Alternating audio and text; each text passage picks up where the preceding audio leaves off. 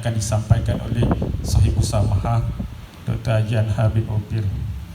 Semoga dengan beradanya kita di sini memberi 1000 keberkatan dan manfaat, insya-Allah. Amin.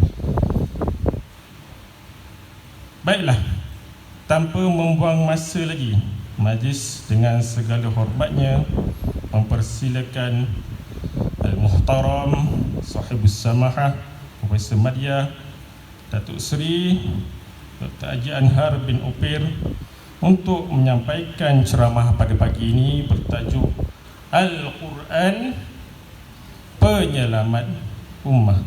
Hayya tafaddal mashkur.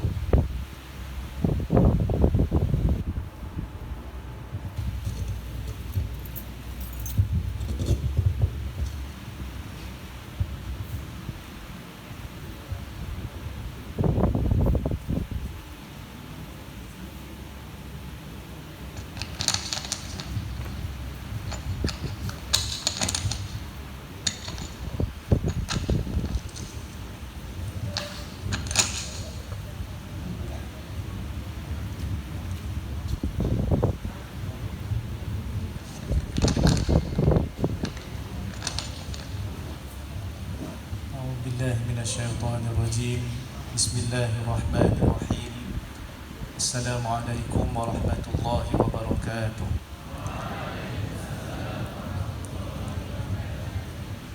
Innal hamdalillah ta'ala nahmaduhu wa nasta'inuhu wa nastaghfiruhu wa na'udzu billahi min shururi anfusina wa min sayyiati a'malina.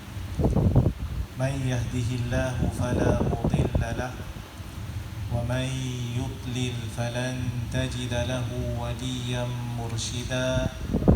Wa usalli wa usallim ala sayyidina Muhammadin sallallahu alaihi wasallam, imamil muslihin wa sayyidil mujahidin wa ala alihi wa sahbihi ajma'in. Amma ba'd. Kasih pada Tuan Pengerusi Majlis Cik Muhammad Rosdi bin Abu Bakar, Yang Berusaha Tuan Haji Mustafa Kamal bin Datuk Jamaluddin, Tuan Pengetua.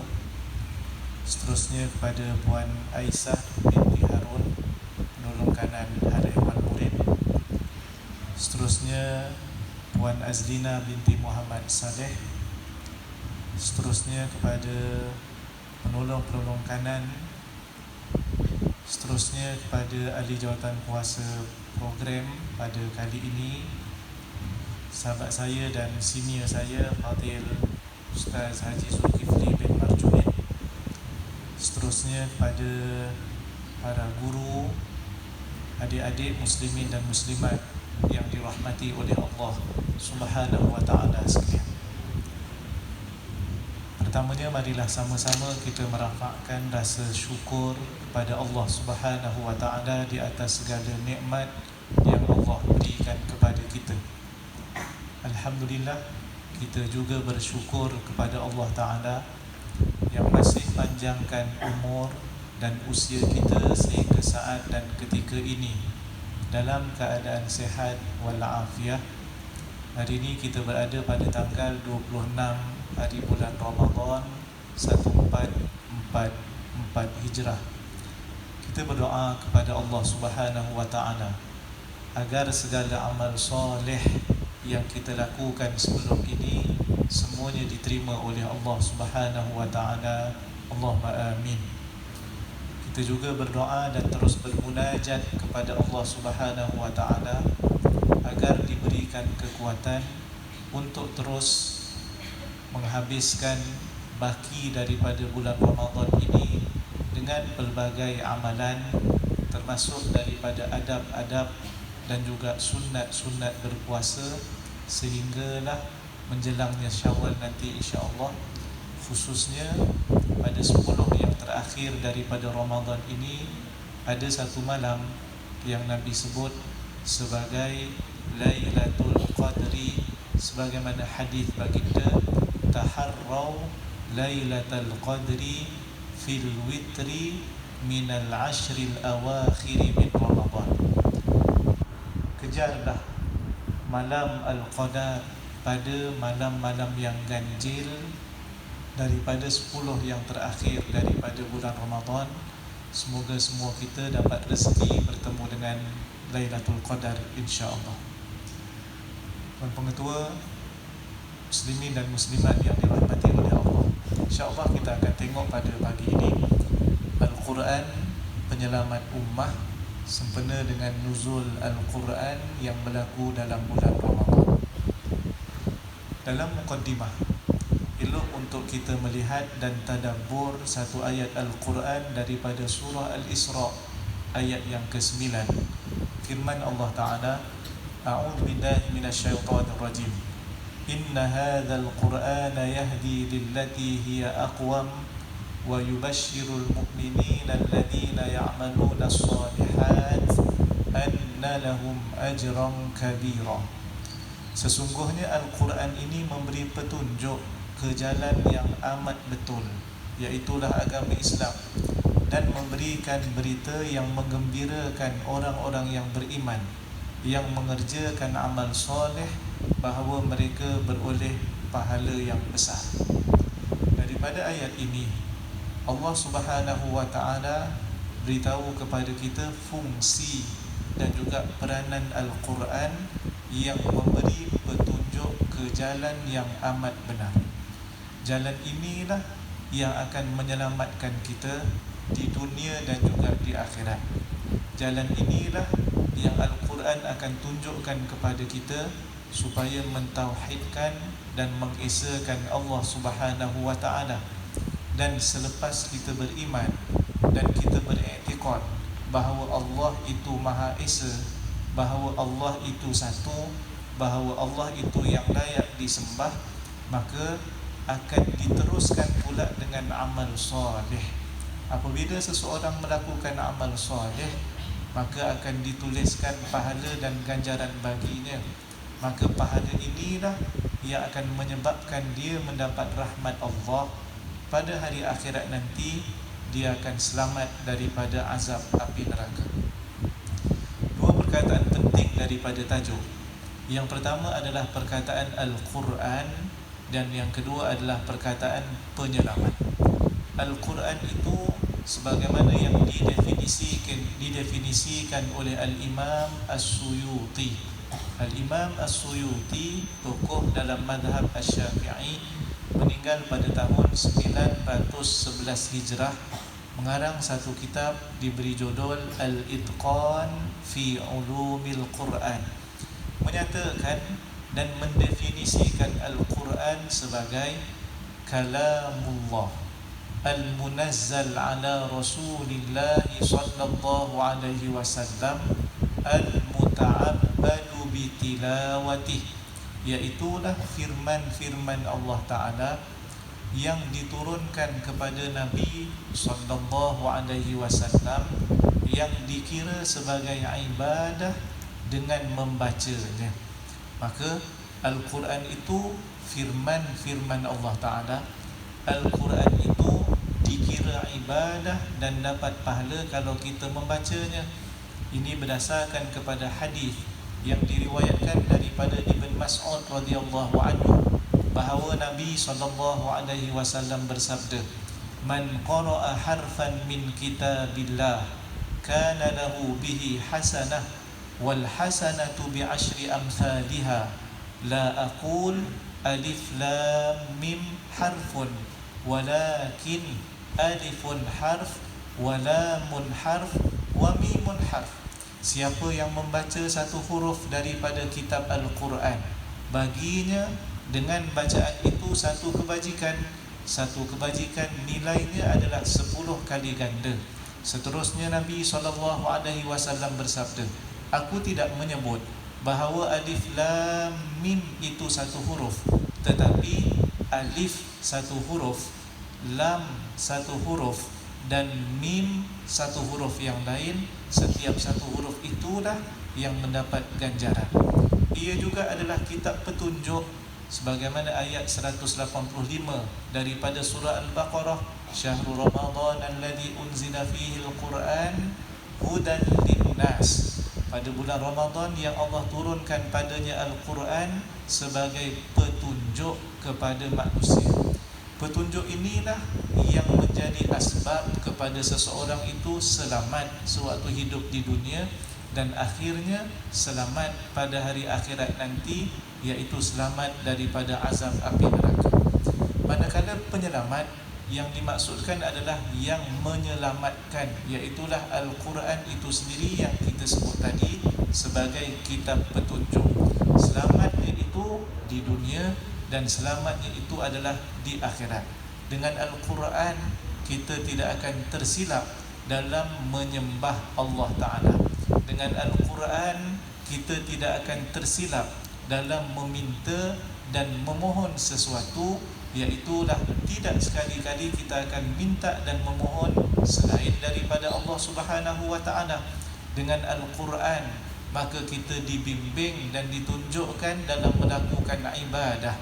Dengan Al-Quran kita dibimbing dan ditunjukkan cara bermuamalat.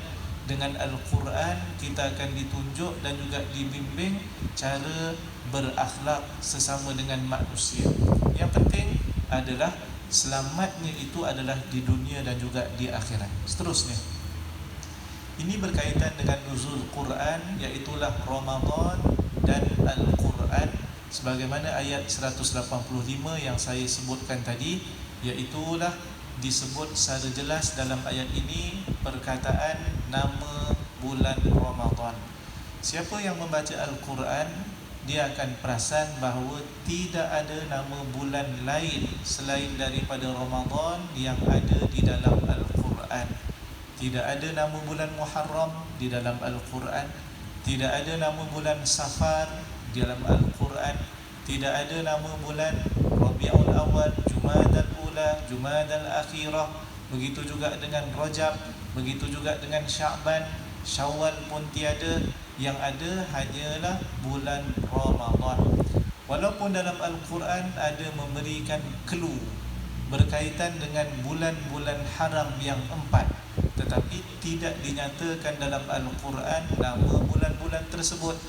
Dalam surah At-Taubah ayat yang ke-36, Allah Subhanahu wa Ta'ala berfirman, Inna iddatash syuhuri 'indallahi 12 syahran fi kitabillah Yawma khalaqas samawati wal arda minha arba'atun hurum. Sesungguhnya bilangan bulan di sisi Allah Subhanahu wa Ta'ala ada 12. Sejak daripada Allah ciptakan langit dan bumi, dan daripadanya ada 4, iaitulah bulan haram. Tetapi tidak disebut nama bulan-bulan itu, melainkan kita tahu nama bulan itu disebut di dalam hadis Nabi SAW sebagaimana sabdanya, As-sanatu 12 syahra, setahun ada 12 bulan, minha arba'atun hurum, daripada 12 itu 4 daripadanya adalah bulan haram, thalathun mutawaliyat, 3 daripadanya berturut-turut, Zulqa'dah wa Zulhijjah wal Muharram, iaitulah bulan Zulqa'dah bulan 11, bulan Zulhijjah bulan 12, dan bulan Muharram bulan 1. Satu lagi yang keempat adalah wa Rajabu Mudhar, iaitulah bulan Rajab Mudhar, alladhi baina Jumada wa Sya'ban, yang terletak di antara bulan Jumada al-akhirah dan juga bulan Sya'ban. Yang penting, dalam Al-Quran tidak disebut nama bulan selain daripada bulan Ramadan. Tadi kita kata dalam setahun ada 12 bulan kalender hijrah, tak ada satu pun yang disebut di dalam Al-Quran kecuali bulan Ramadan. Bulan April lagilah tidak ada di dalam Al-Quran. Bulan Mei juga tidak ada dalam Al-Quran. Tetapi kita jumpa dalam ayat surah Al-Baqarah ini, Syahrul Ramadan alladhi unzila fihi Al-Quran hudan linnas wa bayyinatin minal huda wal furqan. Imam Ibn Kathir, tokoh tafsir, meninggal pada tahun 774 Hijrah. Dalam tafsirnya, Tafsir Al-Quran Al-Azim, menyebut tentang ayat tadi, Yamdahu ta'ala syahrus siyam min baini sa'iri syuhur bi an ikhtarahu min bainihinna liinzalil Qur'anil azim. Sesungguhnya Allah Ta'ala memuji bulan puasa, Syahrus Siyam, merujuk kepada bulan Ramadan, iaitu dibandingkan dengan bulan-bulan yang lain. Dengan apa? Dengan Allah Ta'ala memilihnya, iaitulah bulan Ramadan sebagai masa yang diturunkan padanya Al-Quran, bukannya bulan-bulan yang lain. Pujian Allah Subhanahu wa Ta'ala berbentuk diabadikan nama bulan Ramadan ini di dalam Al-Quran, tetapi tidak nama bulan-bulan yang lain. Maknanya setiap daripada orang yang membaca Al-Quran, kalau dia baca khatam, mesti akan menyebut perkataan Ramadan, sebagaimana ayat tadi, Syahru Ramadan alladhi unzila fihi Al-Quran. Ini bentuk pujian. Para ulama juga menyebut bahawa bulan Ramadan ini mendapat kemuliaan sehingga dipuji oleh Allah Ta'ala di dalam Al-Quran dengan diabadikan namanya di dalam Al-Quran. Kalaulah bulan Ramadan itu makhluk Allah yang tidak punya akal, mendapat kemuliaan dan mendapat pujian daripada Allah Ta'ala kerana Al-Quran, maka manusia seperti kita, makhluk Allah Ta'ala yang punya akal, seorang yang mukallaf, jauh lebih utama lagi boleh mendapat kemuliaan daripada Allah, dengan syarat kita sentiasa bersama dengan Al-Quran. Maka menjadi tugas kita untuk bersama menjadikan Al-Quran sekurang-kurangnya menjadi budaya untuk dibaca dalam kehidupan seharian kita pada setiap hari dan juga setiap ketika. Seterusnya, penyelamat ummah, satu aspek yang saya ingin fokuskan pada pagi ini adalah pada sudut pribadi yang mulia. Kerana dengan pribadi yang mulia menjadikan kita ini taat kepada Allah Ta'ala. Dengan pribadi yang mulia kita akan melakukan yang disuruh oleh Allah Ta'ala. Dengan pribadi yang mulia kita akan tinggalkan segala yang dilarang oleh Allah Subhanahu wa Ta'ala. Bahkan Allah Ta'ala telah memuji Nabi-Nya, Nabi Muhammad sallallahu alaihi wasallam, sebagaimana dalam ayat yang keempat daripada surah Al-Qalam, firman Allah Subhanahu wa Ta'ala, wa innaka la'ala khuluqin azim. Sesungguhnya engkau wahai Muhammad sallallahu alaihi wasallam mempunyai akhlak yang amat mulia. Ini satu, iaitulah pujian Allah Subhanahu wa Ta'ala kepada Nabi sallallahu alaihi wasallam, iaitu akhlak yang ditunjukkan oleh baginda sallallahu alaihi wasallam. Al-Quran membentuk beberapa sifat yang penting dalam aspek pribadi yang mulia. Yang pertama adalah sifat sabar. Yang kedua adalah sifat syukur. Yang ketiga adalah sifat benar. Dan yang keempat adalah sifat memaafkan. Ini sebahagian daripada sifat-sifat yang mulia dan pribadi yang baik yang saya ingin kongsikan. Yang pertama sekali adalah berkaitan dengan sabar.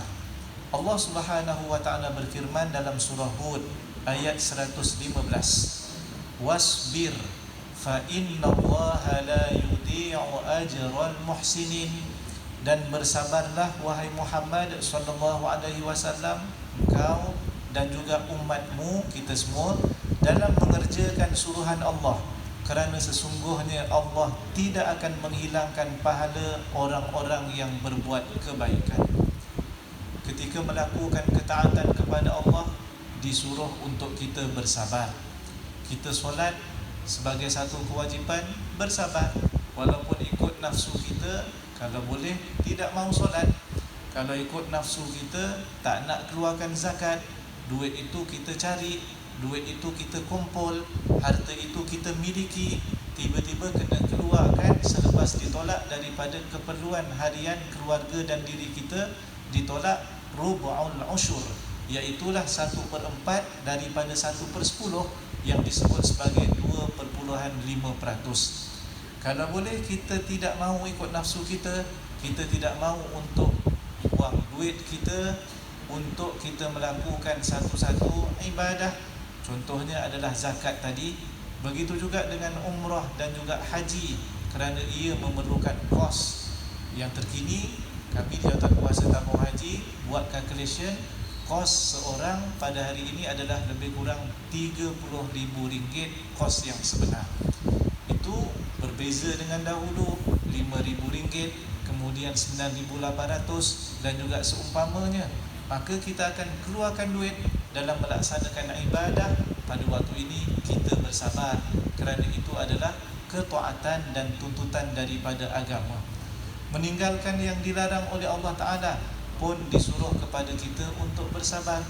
Kita berpuasa pada hari ini, kita bersabar selama sebulan lamanya kita berpuasa untuk melaksanakan ketaatan kepada Allah Subhanahu wa Ta'ala. Semua ini menunjukkan bahawa kesabaran diperlukan. Maka Al-Quran yang Allah turunkan pada bulan Ramadan itu menyelamatkan kita, memberitahu kepada kita dalam melaksanakan semua yang disuruh oleh Allah Ta'ala, disuruh untuk kita bersabar. Kerana dengan bersabar kita akan selamat dalam melaksanakan segala yang disuruh oleh Allah Subhanahu wa Ta'ala. Begitu juga dengan sifat syukur. Allah Subhanahu wa Ta'ala berfirman, wa huwa alladhi ansha'a lakumus sam'a wal absara wal af'idah qalilan ma tashkurun. Allah Subhanahu wa Ta'ala yang mengadakan bagi kamu pendengaran dan juga penglihatan serta hati untuk kamu bersyukur, tetapi amatlah sedikit orang-orang yang bersyukur kepada Allah Subhanahu wa Ta'ala. Kalau nak dikira nikmat Allah Ta'ala itu terlalu banyak. Daripada hujung rambut sehinggalah hujung kaki kita, daripada waktu pagi kita bangun tidur sehinggalah kita tidur semula. Kalau nak difikirkan tentang mata ini yang Allah jadikan dengannya kita boleh melihat, telinga yang Allah jadikannya kita boleh mendengar, akal fikiran dan seterusnya. Ada hadis yang menyebut 3 orang daripada Bani Israel yang telah diuji oleh Allah Subhanahu wa Ta'ala. Yang seorang ini mempunyai penyakit abros, iaitulah penyakit kulit. Yang seorang lagi mempunyai penyakit rambut tidak tumbuh di kepala. Yang seorang lagi mempunyai iaitulah a'ma, iaitulah buta. Abros, aqra wa a'ma. Apa ujiannya? Nabi sebut pada para sahabat, Allah Ta'ala ingin menguji mereka, iaitulah adakah mereka nanti akan bersyukur ataupun tidak. Dihantar malaikat, kemudian ditanya kepada orang yang kulitnya tidak elok, ada penyakit kulit, apakah yang paling kamu suka? Maka dijawab oleh lelaki ini abros, dia kata launun hasan, iaitulah warna yang elok, supaya orang tidak melihat aku dengan pandangan yang jijik. Lalu diusap pada badannya, berdoa kepada Allah Ta'ala. Lelaki tadi adalah malaikat sebenarnya. Allah takdirkan kulitnya menjadi elok, warnanya menjadi elok. Lalu ditanya pula, apakah harta yang paling engkau suka? Lalu dijawab oleh lelaki ini, aku suka mempunyai unta. Lalu diberikan kepadanya unta yang sedang bunting. Maka dia jaga unta, untanya melahirkan anak, kemudian begitu banyak unta yang dipeliharanya sekarang. Yang kedua ditanya, apakah yang paling kamu suka? Al-Aqra' kata, oleh kerana aku tak ada rambut kat kepala, yang paling aku suka adalah ada rambut. Diusap kepalanya, doa kepada Allah Ta'ala, akhirnya tumbuh rambutnya. Ditanya apakah binatang ataupun harta yang paling engkau suka? Dia jawab, yang paling aku suka adalah lembu, al-baqarah. Diberikan seekor lembu juga yang sedang bunting, maka jadi banyaklah hartanya selepas daripada itu. Yang buta bila ditanya, apakah yang paling kau suka? Dia kata, melihat dunia, tengok, diberikan penglihatan oleh Allah Ta'ala. Kemudian apakah harta yang paling kau suka? Dijawab kambing, maka diberikan kambing juga yang sedang bunting. Akhirnya masing-masing menjadi kaya. Kemudian Allah hantar, ini ujiannya. Tadi ujian bahagia, ujian nikmat. Sekarang ni ujian orang minta sedikit daripada hartanya. Datanglah seorang miskin yang terputus bekalan dalam permusafiran juga adalah malaikat asalnya. Bila diberitahu sesungguhnya saya ini terputus bekalan, hanya boleh yang membantuku Allah dan juga dengan kamu. Boleh tak bagi mana-mana unta? Orang yang pertama diminta, kemudian jumpa orang yang kedua, hadis yang panjang lebih kurang 2 muka surat, minta lembu, kemudian minta kambing. Yang mempunyai unta yang begitu banyak, sekarang ini dia sudah lupa. Lalu dia kata, sesungguhnya aku dapat harta ini dengan susah payah. Sesungguhnya kewajipan itu sangat banyak. Maknanya dia tak nak bagi walaupun seekor unta kepada lelaki miskin tadi. Lalu lelaki miskin ini pun berkata, bukankah kamu dulu seorang yang punyai penyakit kulit yang orang benci kepada kamu, kemudian dengan izin Allah, Allah telah menjadikan elok kulit kamu dan diberikan harta. Kalau betul kamu ini menipu, maka aku doakan supaya Allah kembalikan engkau sebagaimana yang asal. Sayyarakallah, supaya Allah kembalikan sebagaimana yang asal. Ini orang yang lupa, tidak bersyukur. Yang kedua, yang aqra', yang tidak ada rambut pun tidak membantu. Kemudian yang ketiga, iaitulah yang buta. Bila diminta beberapa ekor kambing yang dimiliki, lalu dia jawab, sesungguhnya aku dapat harta ini pun bukan daripada usahaku, ini daripada rezeki Allah Ta'ala. Ambillah berapa banyak kambing yang kau nak, terpulang pada engkau. Tak nak tinggal pun tak apa, nak tinggal sikit pun tak apa. Kemudian lelaki ini pun berkata, amsik malak, jagalah dan peganglah hartamu. Sesungguhnya Allah redha kepadamu dan Allah murka kepada 2 orang lagi sahabat kamu.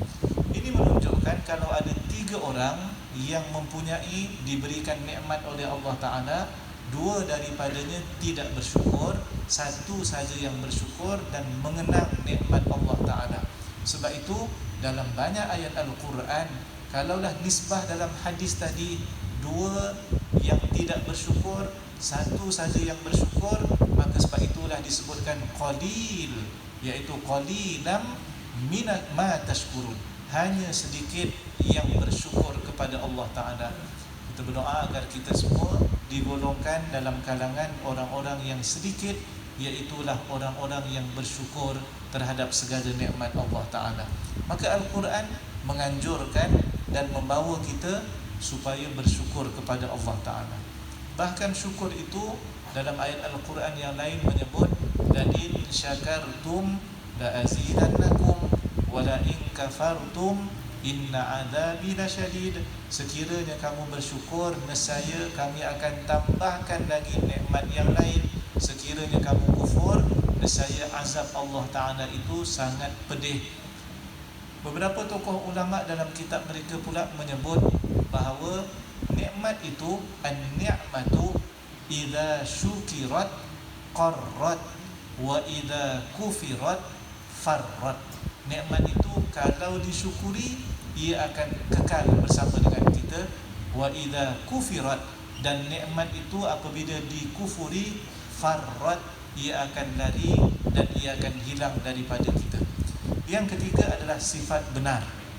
Allah Subhanahu wa Ta'ala berfirman dalam surah At-Taubah ayat yang ke-119, ya ayyuhalladzina amanu taqullaha wa kunu ma'as shadiqin.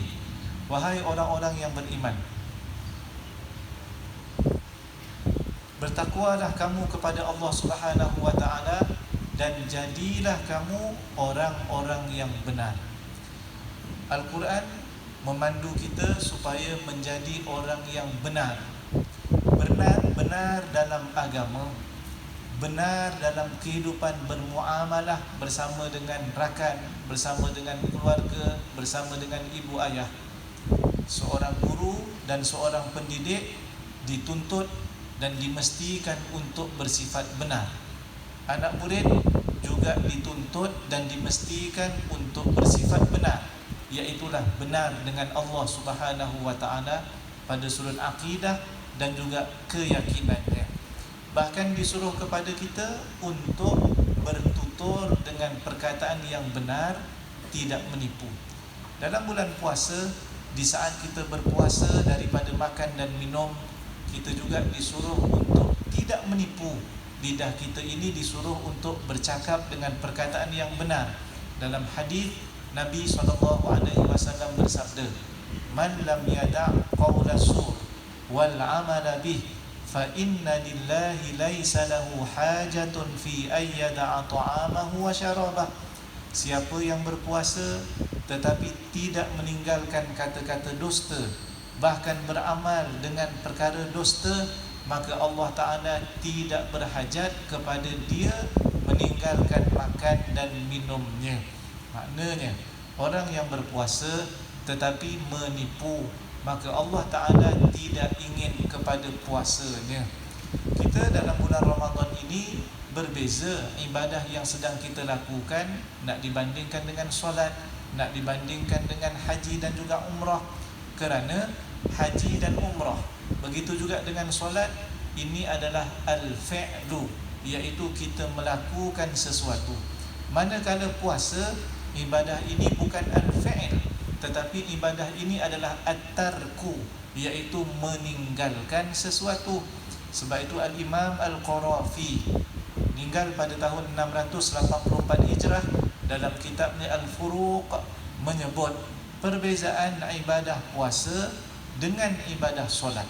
Semua orang tahu bahawa solat itu adalah rukun ataupun tiang agama, dan semua orang tahu bahawa solat itu sangat penting, sehingga kefarduan ibadah ini adalah secara langsung daripada Allah Ta'ala kepada Nabi SAW tanpa melalui perantaraan malaikat Jibril, iaitu dalam peristiwa Al-Isra wal Mi'raj.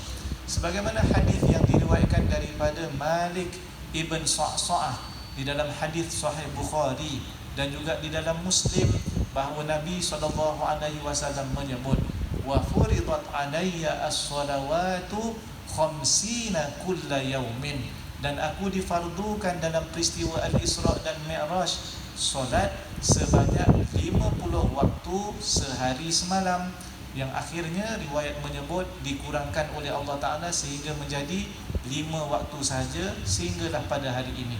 Yang penting, hadis ini menunjukkan bahawa solat tidak melalui perantaraan malaikat Jibril. Ibadah-ibadah yang lain melalui perantaraan malaikat Jibril. Kalaulah tidak melalui perantaraan malaikat Jibril, Nabi terima secara langsung, direct daripada Allah Ta'ala, bukankah ini menunjukkan ia suatu yang sangat penting? Ya. Begitu juga dengan kata-kata Umar yang menyebut tentang amalan yang akan dinilai oleh Sayyidina Umar selaku khalifah pada waktu itu kepada para pegawai dan kaki tangan di bawahnya, tidak lain adalah solat mereka. Sayyidina Umar dalam satu athar menyebut, "Inna ahamma umurikum indi as-salah, man hafidhaha wa hafadha 'alaiha faqad hafidha dinah, wa man dayya'aha fahuwa lima siwaha adya'." Orang yang menjaga solatnya itu perkara yang sangat penting, yang aku akan nilai yang kamu lakukan. Siapa yang menjaga solatnya dan sentiasa menjaga solatnya, maka dia telah menjaga agamanya. Dan siapa yang mensia-siakan solatnya, maka orang ini dalam perkara lain daripada solat akan jadi lebih teruk lagi, akan mensia-siakan semua yang disuruh. Baik, berdasarkan hadis, berdasarkan athar daripada Umar, memang solat itu sangat penting. Tetapi Al-Imam Al-Qarafi apabila sampai kepada hadis Nabi SAW, "Kullu amali ibni Adam lah illa siyam, fa innahu li wa ana ajzi bih." Semua amalan anak Adam adalah untuk mereka kecuali puasa. Sesungguhnya puasa itu adalah untukku, dan aku, yakni Allah Ta'ala, yang akan memberikan ganjaran kepada orang yang berpuasa. Kenapa tiba-tiba puasa cukup istimewa disebut dalam hadis ini, tidak seperti ibadah-ibadah yang lain? Kalaulah nak kata bahawa ibadah-ibadah yang lain itu adalah untuk manusia, manusia buat solat, manusia mendirikan solat, manusia menunaikan haji dan umrah, maka dapat pahala. puasa pun manusia akan berpuasa dan akan dapat pahala. Tetapi bila Allah Subhanahu wa taala menyebut illa siyam, kecuali puasa, puasa itu adalah untukku, maka aku, yakni Allah Taala, yang akan memberikan ganjaran kepadanya. Ini memberi isyarat bahawa puasa sangat istimewa di dalam agama Islam.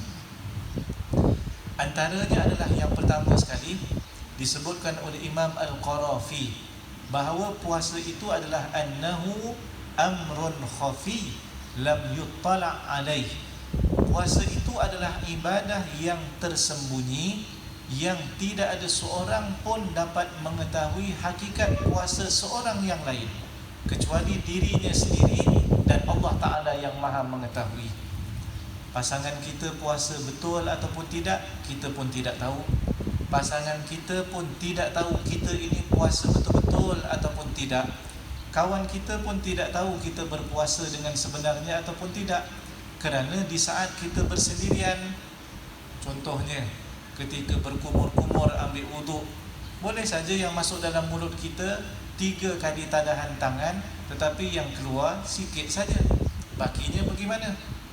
Ketika dalam bilik sebagai contoh, boleh saja seseorang ini kawannya tidak nampak, ibunya tidak nampak, abang-abangnya tidak nampak, boleh saja untuk makan Maggi, makan makanan dan juga seumpamanya, kemudian keluar daripada biliknya, berjumpa dengan orang lain, berjumpa dengan ibu bapanya. Ini tak susah untuk tunjuk kita berpuasa. Buat-buat penat, kemudian tanya pula, hari ni maghrib pukul berapa ya buka puasa. Itu semua akan menyenangkan orang yang menunjukkan kita sedang berpuasa. Hakikatnya tadi dia makan, tadi dia minum sebagai contoh. Maka sebab itu puasa ini adalah ibadah yang tersembunyi, hanya Allah Ta'ala yang mengetahui, dan Allah Ta'ala yang akan memberikan ganjaran kepada ibadah puasa itu. Solat orang nampak, kita menghadap kiblat, kita pergi ke surau, kita bentang sejadah, kita angkat tangan takbiratul ihram, kita rukuk, kita sujud. Haji dan umrah kita pakai kain ihram, kemudian kita pergi ke miqat, kemudian kita pergi tawaf 7 kali, kemudian kita 7 pusingan, kemudian sa'i di antara Safa dan Marwah. Kalau haji pergi wukuf di Arafah, daripada Arafah pergi ke Muzdalifah, daripada Muzdalifah boleh jadi balik semula ke Mekah untuk tawaf ifadah, ataupun sebahagian besarnya pergi ke Mina untuk melontar Jamratul Aqabah pada tanggal 10 hari bulan. Semua itu dilihat oleh orang lain. Tetapi puasa at-tarku, iaitu meninggalkan sesuatu yang ini sukar dilihat oleh orang lain. Sebab itu yang hanya akan menilai adalah Allah Subhanahu wa ta'ala. Maka sebab itu ini mendidik kita supaya menjadi orang yang benar, menjadi orang yang betul-betul jujur, menjadi orang yang ikhlas kepada Allah Ta'ala. Di belakang manusia pun saya berpuasa, di hadapan manusia pun saya berpuasa, di hadapan manusia saya bercakap benar, di belakang manusia pun saya akan pastikan sentiasa bersama dengan kebenaran. Maka ini yang dibawa oleh Al-Quran yang menyelamatkan kita nanti pada hari akhirat. Kenapa? Kerana manusia itu ada yang akan menjadi muflis pada hari akhirat. Nabi SAW pernah bertanya kepada para sahabat, atadruna mal muflis? Adakah kalian tahu siapakah dia ataupun apakah ia yang muflis, orang yang muflis itu?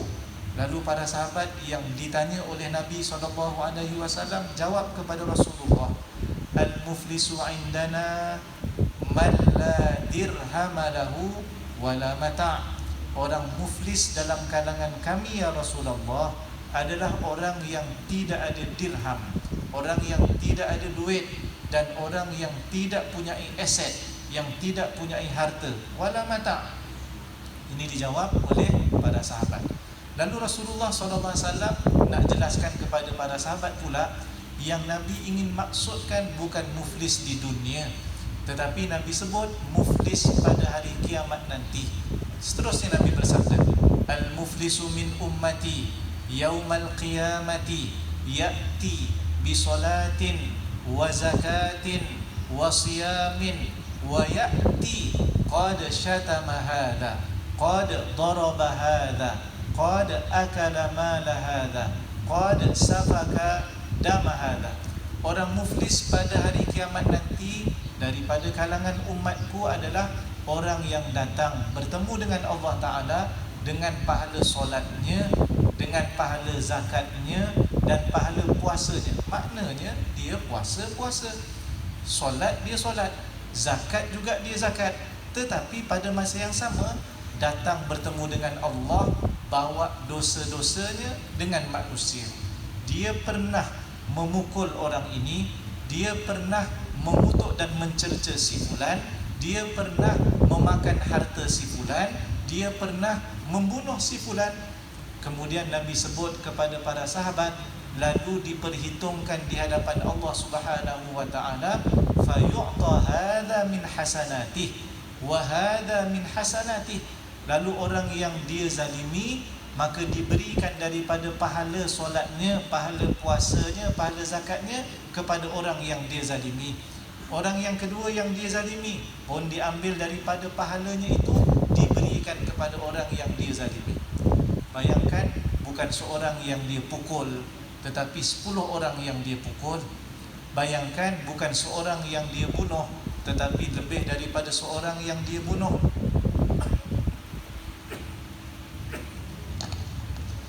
Bayangkan, kalau dia telah mengambil harta orang lain, bukan seorang, bukan 2 orang, tetapi banyak daripada harta orang lain. Dia pula solat, solatnya tidak berjamaah, solatnya bukan di awal waktu. Kalau solat berjamaah, banyaklah juga pahalanya, dapat 27. Riwayat yang kedua menyebut dapat 25. Nabi bersabda, solatul jama'ati tafdulu min solatil fadli bi 27 darajah, wa fi riwayatin bi 25 darajah. Solat berjamaah itu lebih afdal daripada solat seorang diri dengan gandaan 27. Riwayat kedua menyebut dengan gandaan 25. Setiap kali solat, dia solat seorang diri, orang lain dapat 25 kerana berjamaah, ataupun 27 kerana berjamaah, dia dapat 1. Solat subuh 1, solat zuhur 1, solat asar 1 dan seterusnya. Tetapi pukul orang, 20 orang dipukul, pahalanya diambil dan diserahkan kepada orang yang dia zalimi. Pada hari akhirat nanti, duit tidak menjadi bahan untuk kita berinteraksi dengan orang lain. Duit sudah tidak bermanfaat, Bitcoin sudah tidak bermanfaat, harta sudah tidak bermanfaat. Transaksi pada hari akhirat adalah dosa dan juga pahala. Semua orang nak pahala dan semua orang tidak mahu dosa. Sebab itu Nabi sebut dalam hadis, idza matal insan inqata amaluhu illa min thalath, shadaqatin jariyah aw ilmin yuntafa'u bih aw waladin salihin yad'u lah. Apabila seseorang meninggal dunia, mati seorang manusia, terputuslah segala amalannya. Dia sudah berada di alam lain, bukan lagi alam dunia. Alam dunia ada amalan, alam selepas daripada dunia tidak ada amalan padanya. Yang ada hanyalah balasan. Di dunia tidak ada balasan, yang ada hanyalah amalan. Maka pada waktu itu ada 3 perkara Nabi kata pahala tetap mengalir walaupun sudah tidak ada amalan pada hari akhirat ataupun di alam kubur. Yang ini kita nak kejar. Yang pertama adalah sedekah jariyah, iaitulah wakaf menurut majoriti para ulama. Yang kedua, ilmu yang dimanfaatkan. Yang ketiga adalah anak-anak soleh yang mendoakannya. Maka daripada sekarang, budaya berwakaf perlu untuk ditanamkan. Daripada sekarang, sampaikanlah ilmu yang kita ada. Guru-guru kita telah sampaikan ilmu kepada kita dengan banyak. Maka kita yang dapat ilmu, kongsi dan sharekan ilmu itu kepada kawan-kawan yang lain. Bila balik kampung, di rumah nanti, kongsi dengan adik-adik dan juga mungkin kakak kita, abang kita bersama dengan ibu bapa kita. Mudah-mudahan jadi ilmu yang bermanfaat. Sebagai contoh, dalam hadis Nabi menyebut, apabila kamu bertasyahud akhir, idza tashahhada ahadukum falyasta'id billah min arba'. apabila kamu bertasyahud, maksudnya adalah tasyahud akhir sebelum daripada salam. Berdasarkan hadis ini yang ada dalam Sahih Muslim, Nabi ajar kepada kita supaya minta lindung daripada Allah Ta'ala daripada 4 perkara. Nabi suruh kita berdoa, yaqul Allahumma inni a'udzubika min adzabi jahannam wa min adzabil qabri wa min fitnatil mahya wal mamat wa min syarri fitnatil masihid dajjal. Ucapkanlah ataupun berdoalah sebelum bagi salam, ya Allah, aku berlindung daripadamu daripada azab api neraka Jahannam. Ya Allah, yang kedua, lindungilah aku daripada azab kubur. Yang ketiga, ya Allah, lindungilah aku daripada fitnah hidup dan fitnah mati. Ya Allah, yang keempat, lindungilah aku daripada kejahatan fitnah Al-Masih Ad-Dajjal. Kita banyak dapat ilmu dalam kelas yang tidak kita jumpa di luar mungkin, maka catatkan, kongsikan. Kita ada Facebook, kita ada Instagram, kita ada TikTok sebagai contoh, kita ada ahli keluarga, ceritakan kepada mereka. Kalaulah ilmu yang kita sampaikan itu hadis Nabi mungkin, kata-kata ulama mungkin, dan seumpamanya, apabila diamalkan oleh orang lain dengan sebab kita sampaikan, maka inilah yang dipanggil ilmu yang dimanfaatkan. Maka ini juga pahala akan mengalir. Selagi mana diamalkan ilmu itu, maka pahala kita akan dapat walaupun telah meninggal dunia. Dan yang terakhir, yang ketiga tadi adalah awaladin salihin yad'ulah, anak soleh yang mendoakannya. Kita belum meninggal dunia, kita ada ibu dan ayah yang telah meninggal dunia. Jangan lupa berdoa kepada ibu bapa kita. Setiap kali doa kita panjatkan kepada Allah Subhanahu wa taala. Semua ini membantu. Yang penting adalah kita benar sebagaimana sifat yang dianjurkan tadi. Kerana apa? Kita tidak ingin kerugian pahala pada hari akhirat nanti menjadi orang yang muflis. Nabi teruskan lagi sabdanya sampai peringkat orang yang dizalimi itu masih belum selesai perhitungannya dengan dia, tetapi pahalanya telah habis. Hatta infaniyat hasanatuh, sehingga sampai satu peringkat pahalanya telah habis. Dia solat sendiri, dia puasa mungkin tidak sempurna, dia keluarkan zakat mungkin tidak cukup daripada yang sepatutnya, maka pahalanya sangat sedikit. Sedangkan dosanya dengan orang lain sangat banyak. Diberikan pahalanya kepada orang yang dizalimi, akhirnya pahalanya habis. Pada waktu ini perhitungan belum selesai. Apa yang akan dilakukan? Nabi kata dosa orang yang dizalimi pula akan diambil dan dicampakkan kepadanya. Nauzubillah. Akhirnya Nabi kata faturihat finnar, dan akan dicampakkan dia dalam api neraka. Sebab itu sangat penting untuk menjadi orang yang bersifat dengan sifat benar, jujur, kerana menjadi penyelamat di dunia dan juga di akhirat. Seterusnya, yang keempat adalah memaafkan. Kita ini orang yang sentiasa buat salah. Kita ini orang yang sentiasa buat silap dengan manusia, dengan Allah Ta'ala, sehingga dinamakan manusia itu manusia kerana apa? Dinamakan manusia kerana terlupa, dinamakan manusia juga kerana tidak sunyi daripada minal khata', iaitulah daripada salah dan juga silap. Nabi sebut dalam satu hadis, kullu bani adam khata'un wa khairul khata'in at-tawwabun. Semua anak Adam melakukan salah, dan sebaik-baik orang yang melakukan salah adalah orang yang bertaubat kepada Allah Subhanahu wa taala. Dan dalam ayat An-Nisa ayat yang ke-149, Allah Taala berfirman, in tubdu khairan aw tukhfuhu aw ta'fu an su, iaitulah yang pertama, sembunyikan ataupun tunjukkan satu-satu amal, ataupun memaafkan daripada kesilapan dan juga keburukan orang lain. Fa innallaha kana afuwan qadira, sesungguhnya Allah Subhanahu wa taala adalah Maha Pemaaf lagi Maha Kuasa. Muslimin dan muslimat yang dirahmati oleh Allah Subhanahu wa taala, ambil peluang bulan Ramadan ini adalah bulan keampunan daripada Allah Ta'ala.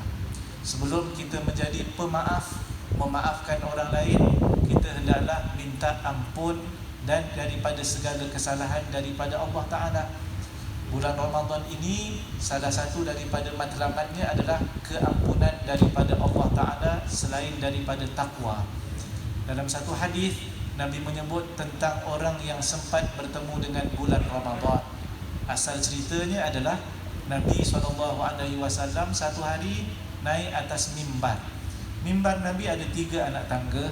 Apabila Nabi naik anak tangga yang pertama, para sahabat mendengar Nabi menyebut amin.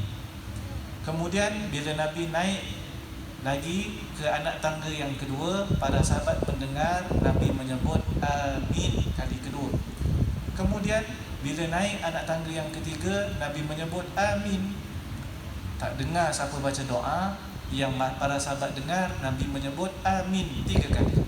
Habis daripada khutbah, para sahabat pun tanya Rasulullah SAW, ya Rasulullah, kami mendengar kau menyebut amin setiap kali naik atas tangga mimbar. Apa yang berlaku? Lalu Rasulullah SAW pun jawab, ketika aku naik mimbar tadi, aku mendengar Jibril berdoa kepada Allah Ta'ala. 3 doa rupanya. Salah satu doanya berkaitan dengan Ramadan. Doa yang pertama berkaitan dengan hina seseorang yang mendengar nama Nabi Muhammad SAW tetapi tidak menyebut sallallahu alaihi wasallam. Raghima anfu rajulin dzukirtu indahu falam yusalli alaihi. Kehinaan seseorang yang bila mendengar disebutkan namaku, nama Nabi SAW, tetapi tidak sambut dengan solawat, iaitu menyebut sallallahu alaihi wasallam. Yang kedua tentang Ramadan. Dan yang ketiga tentang orang yang sempat bertemu dengan ibu bapanya yang sudah tua tetapi tidak berbuat baik sehingga tidak menjadi sebab dia masuk dalam syurga walaupun sempat bertemu dengan ibu bapanya yang masih tua. Baik. Yang kedua adalah Ramadan. Nabi kata apa? Wa raghima anfu rajulin adkhala Ramadan thumma salakha qabla ayyu faradah.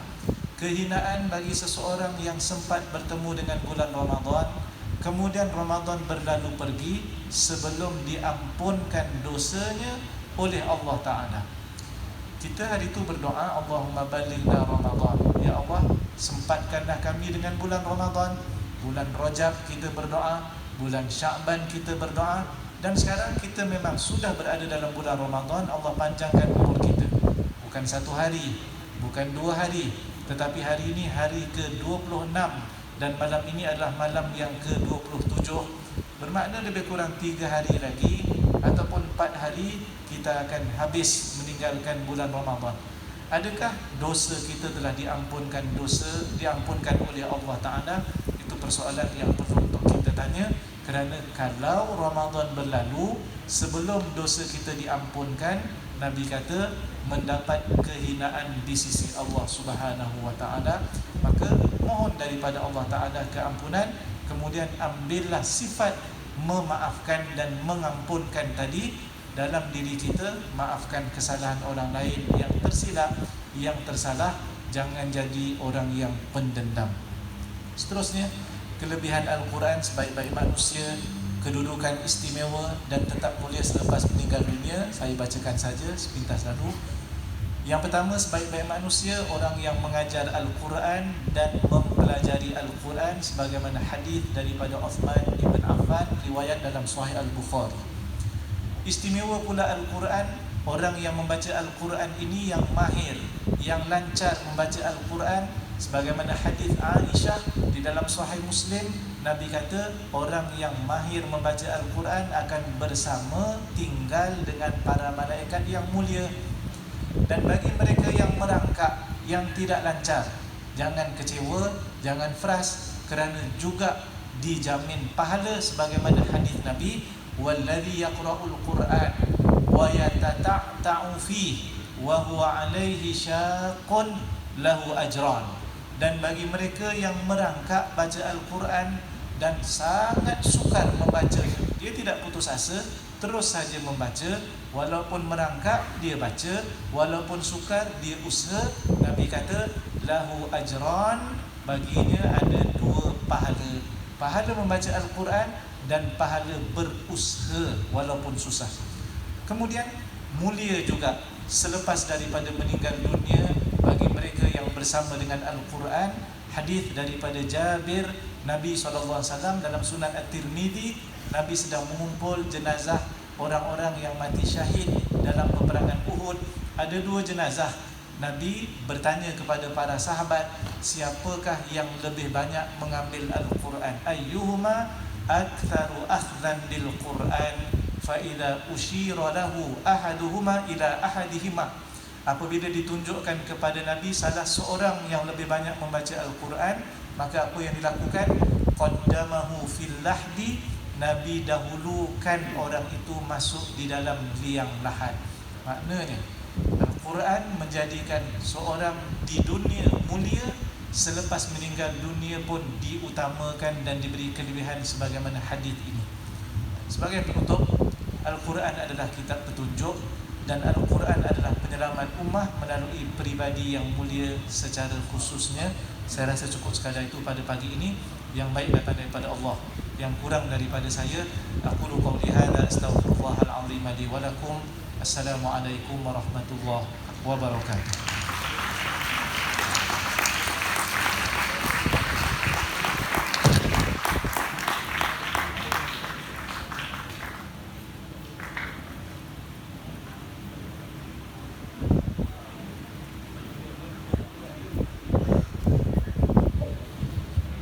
Syukran jazilan atas perkongsian daripada Sahib Ustaz Mahar.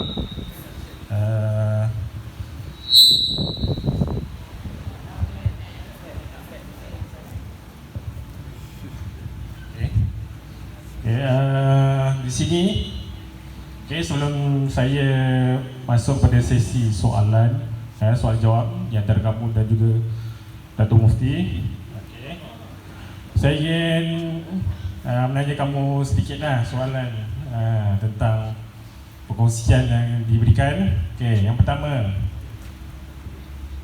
bila Al-Quran diturunkan, pada bulan apa Al-Quran diturunkan? Bulan Ramadan. Alhamdulillah, mumtaz. Surah yang pertama diturunkan Surah Al-Alaq. Alhamdulillah. Kalau kita baca, kita menyebut satu huruf daripada perkataan ataupun kalimah dalam Al-Quran, kita dapat berapa pahala? 10 pahala. Adakah puasa ni kita boleh lihat, kita boleh tentukan dengan lihat orang tu buat, kita boleh tentukan orang dia dapat ini, dapat pahala ini, tak ada. Siapa yang tentukan? Allah Subhanahu wa ta'ala.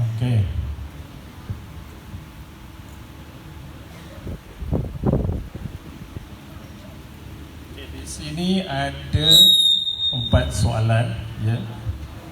Yang pertama, soalan spesial sikit lah.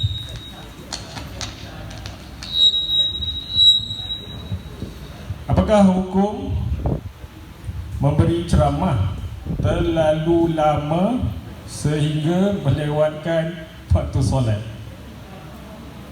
Itu dia soalan cukup emas. Orang-orang dia dah macam ni ya. Sebaik memberi ceramah waktu solat, bukan memberi tazkirah dalam kelas. Cakap juga saya. Subhanaka la ilma lana illa ma 'allamtana innaka antal alimul hakim wala haula wala quwwata illa billahil aliyyil azim. Terima kasih pada yang bertanya. Untuk perkara itu, elok untuk kita tengok satu hadis Nabi SAW. Diriwayatkan daripada Amr bin Al-As radhiyallahu anhu, satu hari Nabi SAW kharaja min ba'di hujar, iaitu Nabi keluar daripada salah satu rumah isterinya. Fadakhala al-masjidah, lalu Nabi masuk ke dalam masjid. Fa idza bihi halqatain, Nabi dapati di dalam masjid ada dua halaqah, ada dua kumpulan. Kumpulan yang pertama, mereka ini membaca Al-Quran dan berdoa kepada Allah Ta'ala, yaqra'una Al-Quran wa yada'una Allah. Adapun halaqah yang kedua, amal akhar, iaitulah mereka ini yata'allamuna wa yu'allimun. Mereka belajar dan ada yang mengajar. Kemudian Nabi SAW pun bersabda selepas daripada riwayat Amru kata, Nabi melihat dua halaqah tadi, yang satu membaca Al-Quran dan berdoa, yang satu lagi belajar dan mengajar, iaitu ada majlis ilmu. Nabi seterusnya bersabda, amma haula'i alladhina yaqra'una al-Qur'ana wa yad'una Allah in syaa'a a'tahum wa in syaa'a mana'ahum. Adapun orang-orang yang membaca Al-Quran dan berdoa kepada Allah Ta'ala, jika Allah kehendaki, Allah akan makbulkan doa mereka. Jika Allah kehendaki, Allah tidak makbulkan doa mereka. Wa amma haula'i alladhina yata'allamuna wa yu'allimun. Adapun orang yang kumpulan yang belajar dan ada yang mengajar dalam kumpulan itu, iaitu ada majlis ilmu. Seterusnya Nabi bersabda, innama bu'ithtu mu'allima, sesungguhnya aku dibangkitkan adalah sebagai seorang guru, sebagai seorang pendidik. Fajalasa ma'ahum, kemudian Nabi duduk bersama dengan mereka, iaitulah majlis ilmu ini. Ini menunjukkan bahawa majlis ilmu lebih afdal daripada membaca Al-Quran dan berdoa kepada Allah Subhanahu wa Ta'ala. Maknanya, sekiranya ada ceramah, sekiranya ada majlis ilmu, maka ini lebih afdal berbanding dengan perkara-perkara lain. Bahkan ia lebih afdal daripada melakukan ibadah solat, kerana dengan majlis ilmu seseorang akan tahu bahawa cara solat yang betul sehingga menyebabkan solatnya sah.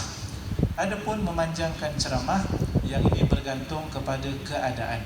Sebagai contoh, kalaulah ceramahnya itu panjang tetapi waktu solatnya juga masih panjang, contohnya adalah waktu isyak.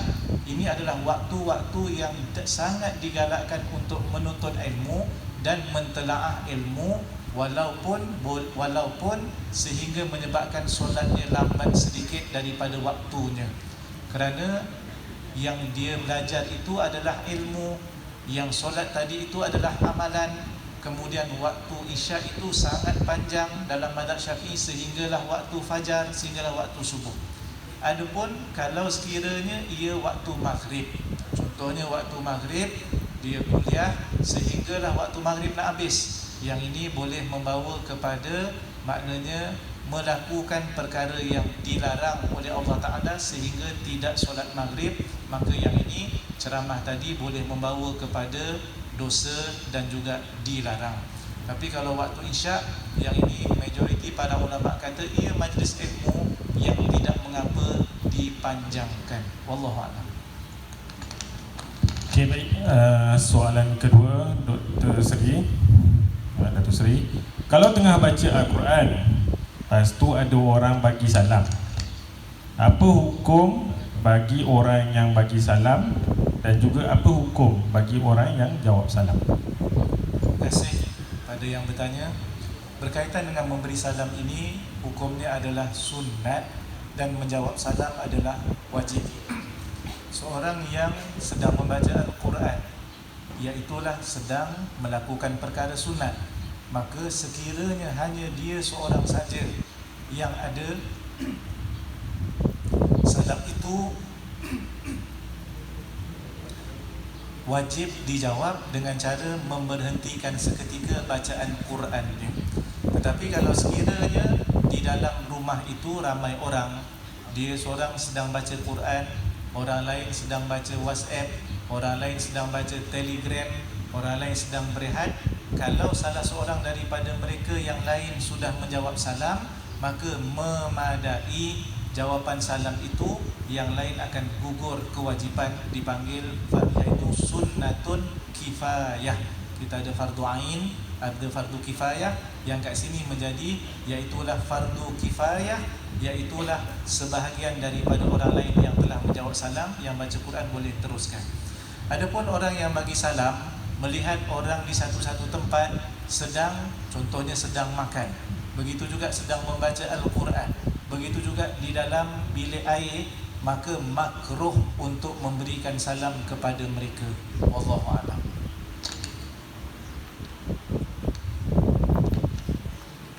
Okay, soalan seterusnya, Datuk Seri, ada kenyataan mengatakan hukum makruh boleh menjadi haram sekiranya kerap dilakukan. Okay. Soalannya, jadi apakah hukum memberus gigi selepas zuhur setiap hari pada bulan Ramadan? Ada lagi waktu spesifiknya tu, pukul 2 petang sampai 3 petang. Allahuakbar. Terima kasih kepada yang bertanya. Di dalam ilmu usul fiqh, hukum itu ada 7. Al-ahkamu sab'atun, sebagaimana yang disebut oleh Imam Al-Haramain Al-Juwaini, guru kepada Imam Al-Ghazali, meninggal pada tahun 478 Hijrah, dalam kitabnya Al-Waraqat. Al-ahkamu sab'atun, hukum hakam itu ada 7. Bagi 2, hukum taklifi ada 7, hukum wad'i juga ada 7. Senarai hukum-hukum taklifi adalah al-ijab, begitu juga dengan an-nadbu, wajib, sunat, kemudian al-ibahah, harus, yang keempat al-karahah, yang kelima adalah al-tahrim, iaitulah haram. Yang dimaksudkan dengan al-karahah ada 2 bahagian, iaitulah karahatu tanzih dan karahatu tahrim. Yang dimaksudkan dengan al-ijab ada 2, iaitu fardu ainin wa fardu kifayatin. Asal 5, tetapi yang 1, 2, kemudian yang keempat juga 2, maka menjadilah 7. Betul yang disebut al-ahkamu sab'atun. Adapun hukum hakam dalam kategori wad'i, yang ini juga ada 7. Yang pertama as-sabab, sebab. Yang kedua adalah asyartu, syarat. Yang ketiga adalah al-mani'u, halangan. Yang keempat dan yang kelima adalah as-sihhatu wal butlan, sah dan juga batal. Kemudian yang keenam dan ketujuh adalah ar-rukhsatu wal azimatu. Adapun soalan yang ditanyakan berkaitan dengan hukum taklifi, iaitulah bahagian yang keempat, iaitu al-karahah. Al-karahah makruh, dia dekat dengan haram tetapi bukan haram. Kerana takrifan haram, at-tahrim adalah ma yu'aqabu ala fi'lih wa yuthabu ala tarkih, sesuatu yang kalau dibuat dapat dosa, tetapi kalau ditinggal dapat pahala. Adapun al-karahah ataupun makruh, ma la yu'aqabu ala fi'lih wa yuthabu ala tarkih, iaitu sesuatu yang kalau ditinggal tidak dapat dosa, kalau dibuat tidak dapat dosa, kalau ditinggal dapat pahala. Jadi maknanya tidak akan berubah satu-satu yang makruh menjadi hukum haram, walaupun ia berterusan dilakukan kerana sumber dalilnya adalah berbeza. Yang satu haram berdasarkan dalil yang jazam, yang pasti. Adapun yang makruh, ia berdasarkan khilaf dan tidak pasti. Yang penting, kalau balik kepada persoalan tadi, sekiranya gosok gigi selepas daripada zuhur, pukul 2 ke, pukul 3 ke, pukul 4 ke, pukul 5 ke, ini ba'daz zawal, dalam mazhab Asy-Syafi'i dihukumkan makruh. Kerana apa? Kerana dia telah menghilangkan satu fadilat. Fadilatnya apa? Dalam hadis menyebut la khalufu famis shaimi atyabu 'indallah minal miski. Bau mulut orang yang berpuasa itu lebih harum di sisi Allah Ta'ala daripada bau kasturi. Ketika pagi sehinggalah waktu zuhur, para ulama dalam bidang perubatan kedoktoran gigi ini, mereka mengesahkan bahawa bau mulut itu bukan daripada perut, tetapi bau mulut hasil daripada sisa makanan dalam mulut.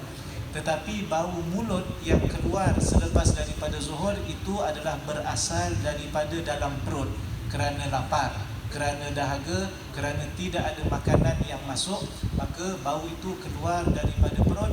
Inilah yang perlu dibiarkan. Kerana apa? Kerana hadis Nabi menyebut tadi, Yang kedua, para ulama ta'dil menjadikan alasan dimakruhkan juga kerana apa? Kerana dibimbangi ia akan berlebih-lebihan dan akan termasuk. Dibimbangi saja sudah makruh, takut tertelan yang tidak sepatutnya masuk. Tiba-tiba kalau masuk, maka ini akan menjadikan puasanya batal.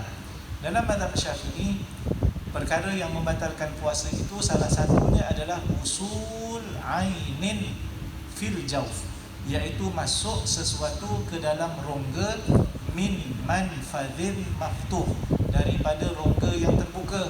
Rongga yang terbuka ada 4 dalam mazhab Syafi'i: al-fam, mulut; yang kedua adalah al-udhun, telinga; yang ketiga dan keempat al-qubul, dan juga ad-dubur. Masuk sesuatu yang ini membatalkan puasa ain kalau ia suatu objek, sama ada sedikit ataupun banyak dengan sengaja. Berbeza dengan air liur. Air liur kalau sekiranya ditelan dalam keadaan biasa, ini tidak membatalkan puasa kerana ia susah untuk dielakkan. Itulah biologi yang Allah Ta'ala jadikan keadaan kita. Sekejap-sekejap kita akan telan air liur.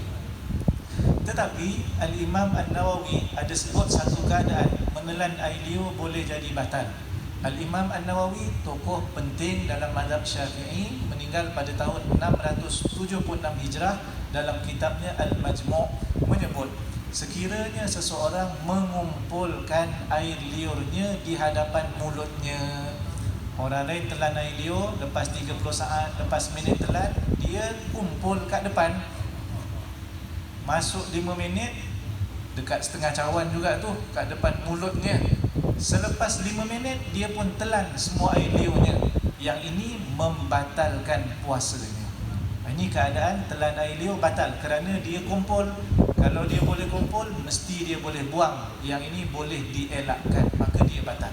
Sekarang, apa-apa sahaja yang masuk di dalam mulut kita, selagi mana tidak melepasi hulqum ataupun kita kata halqum.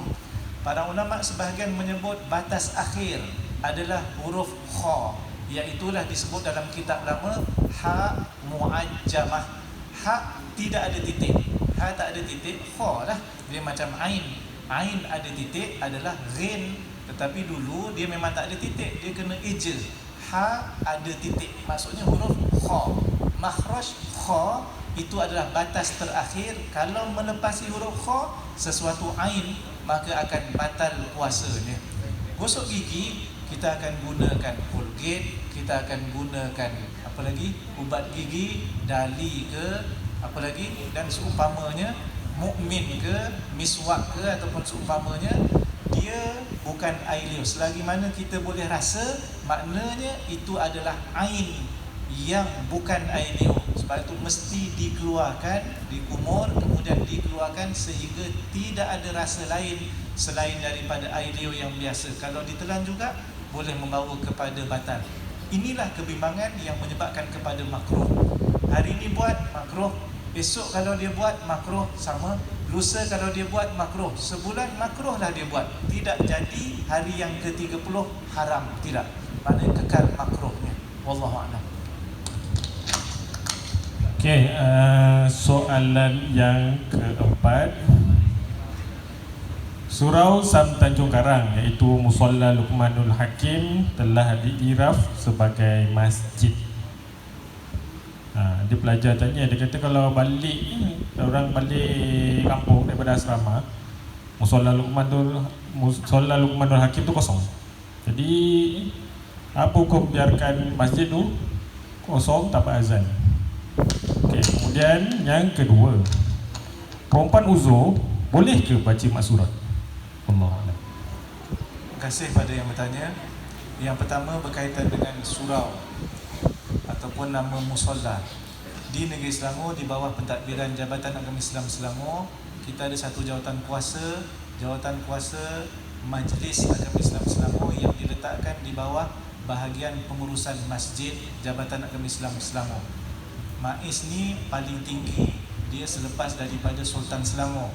Dia pembuat dasar, pembuat polisi. Jabatan Agama Islam Selangor adalah pelaksana. Baik.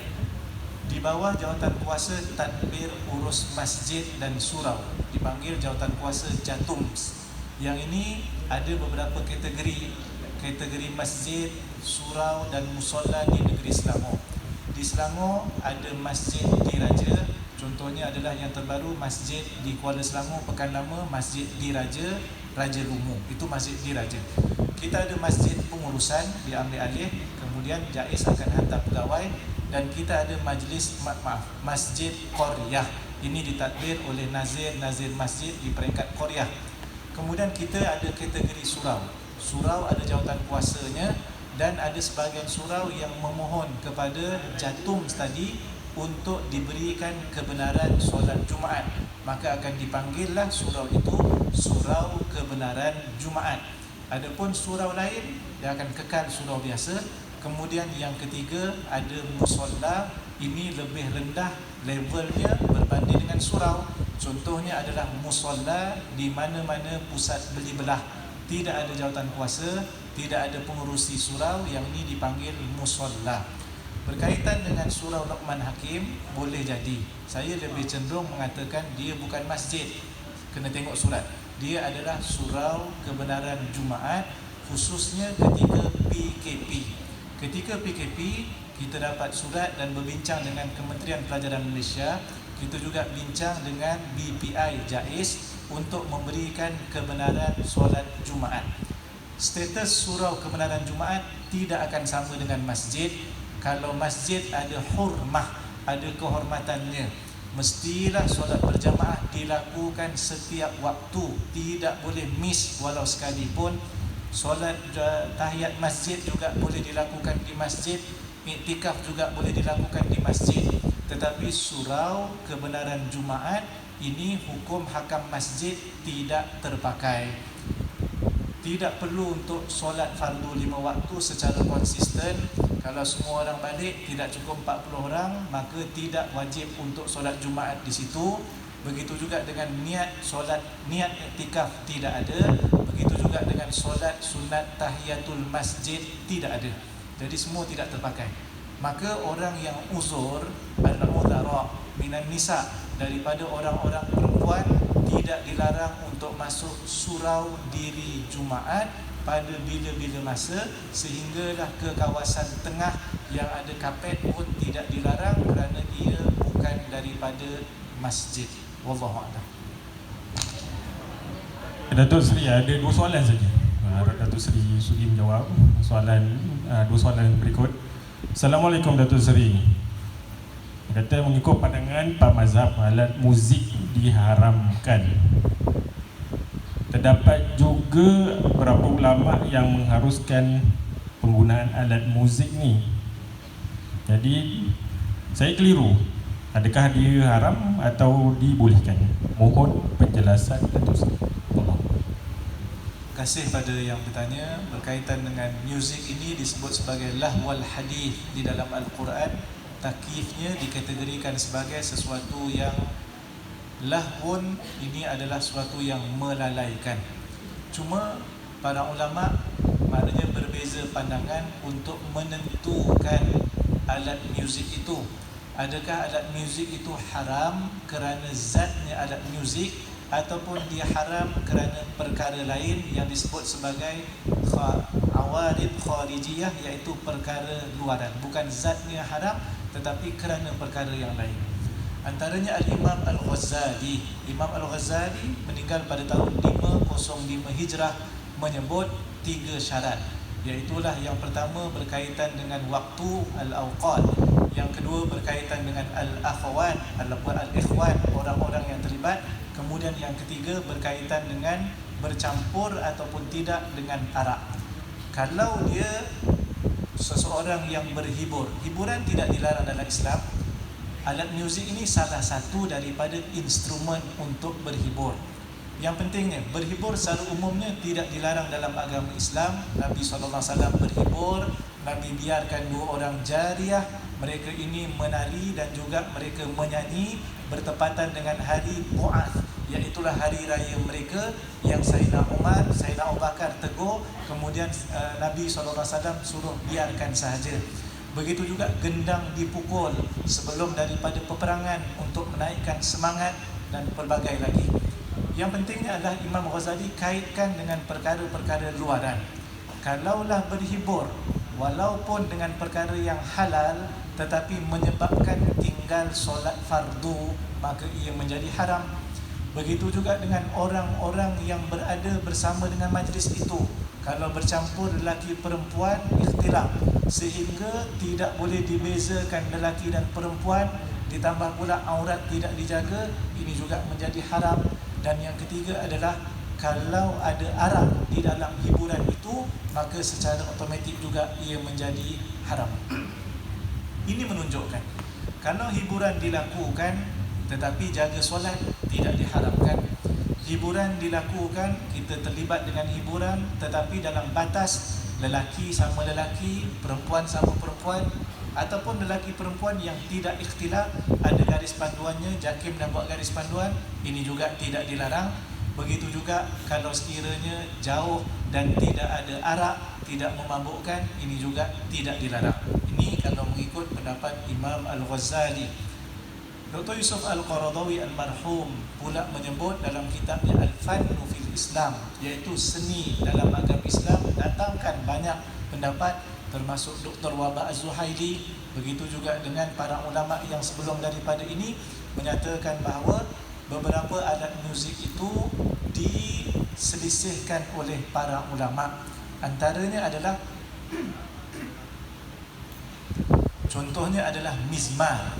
Mizmar ini seruling yang keluar, yang ditiup dengan, maknanya dengan kita punya, dengan udara. Begitu juga dengan yang bertali, itu juga khilaf, wallahu alam. Adapun gendang ataupun kompang, kemudian yang sekarang ini tidak bertali, tidak ditiup, tetapi hanya menggunakan maknanya mesin ataupun dengan komputer, ini lagi dah jauh daripada perbincangan yang asal, maknanya sudah tidak dikatakan sebagai khilaf lagi. Itu menurut para ulama sebahagian daripada contemporary. Yang penting kalau boleh kita jaga, mengambil pendekatan Imam Al-Ghazali tadi, Masya Allah. Kerana sebahagian para ulama juga menggunakan gambus, sebahagian daripada mereka juga meniup seruling, dan juga sebahagian mereka dalam kitab Al-Farabi, begitu juga dengan tokoh-tokoh yang lain, ini dinyatakan. Saya cadangkan oleh kerana tajuk ini sangat penting bagi orang muda mengetahui hukum hakamnya secara detail, boleh saja dipanggil asatizah yang mahir dalam bidang kesenian Islam secara holistik, diceritakan keseluruhannya, dan salah satu itemnya adalah penggunaan alat muzik. Wallahu a'lam. Okey, soalan yang terakhir merujuk kepada permasalahan terkini. Apakah hukum berdagang forex? Ada yang kata halal, ada yang kata haram. Ini budak pelajar tingkatan 5 yang menanya ni. Apakah hukum sebenarnya, Datuk? Okay, terima kasih pada yang bertanya. Ini berkaitan dengan muamalah. Forex trading ini maknanya kita beli hari ini, kemudian petang kita akan jual. Dia berbeza dengan investment. Investment adalah jangka panjang, tetapi trading ini kadang-kadang hanya melalui, kadang-kadang intraday, ataupun hanya berbeza sehari, dan kadang-kadang pada hari yang sama, pagi kita jual, beli, kemudian petang kita akan jual. Dan pada hari ini jual beli dalam konteks moden dengan teknologi hanya berbeza beberapa milisecond sahaja, iaitu seseorang beli, kemudian dia own dia punya aset itu, kemudian dia jual selepas beberapa saat selepas itu. Kami di Bank Negara, kita akan tengok betul-betul transaksi. Kalau ada sijil yang dikeluarkan, mestilah penjualan dilakukan selepas daripada pembelian. Kalau sekiranya seseorang menjual barangnya, tengok pada sijil itu tertulis pada jam 8.05 dan dia beli aset itu pada jam 8.09, maknanya dia jual sebelum dia beli. Maknanya dia belum memiliki aset itu, kemudian dia dah jual. Ini dilarang dalam hadis Nabi SAW, la tabi' ma laisa indak. Jangan jual sesuatu yang tidak ada pada kamu. Sebab itu kita akan tengok secara detail semua sijil. Ini dalam jual beli biasa, baik al-murabahah sebagai contoh, ada asetnya, ada barangnya. Crude palm oil sebagai contoh, dalam jual beli menggunakan tawarruk. Dulu kita gunakan bai'ul ainah, hanya melibatkan dua pihak saja, pembeli, penjual, kemudian dijual balik kepada penjual yang pertama tadi. Ini mazhab Syafi'i haruskan kerana dua akad yang berbeza, tetapi tiga lagi mazhab, mazhab Hanafi, mazhab Maliki dan mazhab Imam Ahmad bin Hanbal mengatakan bahawa ia dzari'atun ila riba, membawa kepada riba. Cuma mazhab Syafi'i menyebut dia dua akad berbeza. Sebab itu akhirnya kita putuskan tidak lagi gunakan bai'ul ainah di mana-mana bank yang patuh syariah, digantikan kepada tawarruk.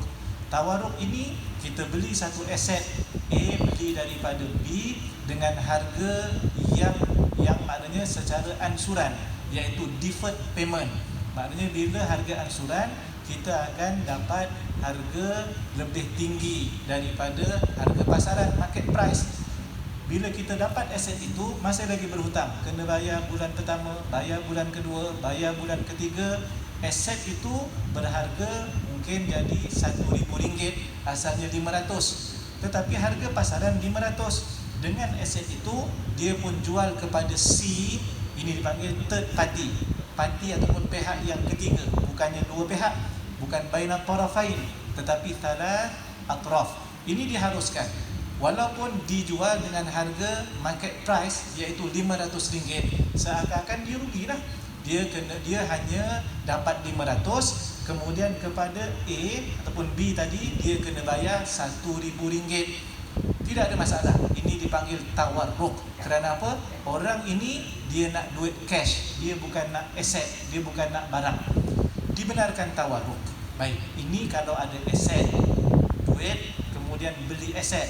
Tetapi sekarang trading untuk forex, ini adalah duit dengan duit, forex exchange. Yang ini duit, kita beli dolar, kemudian kita akan jual dolar itu pada orang lain. Tengok harga dah rendah, kita akan jual.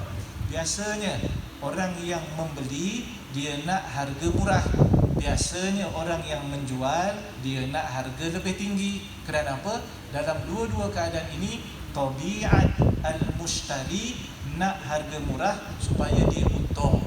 Tabiat al-bai', iaitulah orang yang menjual nak harga mahal supaya dia juga untung. Dalam dua-dua keadaan, tabiat mushtari dan tabiat al-bai' adalah inginkan keuntungan. Sekarang bila dia beli satu-satu mata wang asing, dia tengok harganya waktu itu sekian harga. Kemudian pada waktu petang, tiba-tiba harganya lebih tinggi daripada yang dia beli, dia pun jual pada hari yang sama. Baik, sekarang ini untuk jual beli duit, sama hukumnya, taklif fikhinya adalah sama dengan jual beli emas. Hadis dalam riwayat Ubadah ibn As-Samit radhiyallahu an, bahawa Nabi SAW bersabda, "Al-dhahabu bil-dhahabi, wal-fiddatu bil-fiddati, wal-bur bil-bur, wasya'ir bil-sya'ir, wal-milhu bil-milhi." Emas dengan perak, emas dengan emas, perak dengan perak, syair iaitulah bali dengan bali, al-bur gandum dengan gandum, garam dengan garam. Sekiranya beli garam dengan garam, macam mana beli garam dengan garam? Contohnya dia ada garam kepal, 5 kepal, tetapi dia nak satu kepal yang lebih besar. Yang ini 5 kilogram, mesti sana pun 5 kilogram. Cuma bezanya asal dia memiliki 5 kepal yang berbeza, tetapi dia nak satu kepal yang lebih besar. Ini dipanggil garam dengan garam. Nabi kata dalam keadaan emas dengan emas, perak dengan perak, garam dengan garam. Begitu juga dengan at-tamr bit-tamr, ada 6 item disebut dalam hadis ini, maka mestilah mithlan bimithlin, yadan biyadin. Mestilah dia punya berat adalah sama, amount mestilah sama, kemudian mesti on the spot. Syarat yang kedua iaitu secara lani, tidak boleh bertangguh. Baik, duit dengan duit, dia sama dengan emas dengan emas.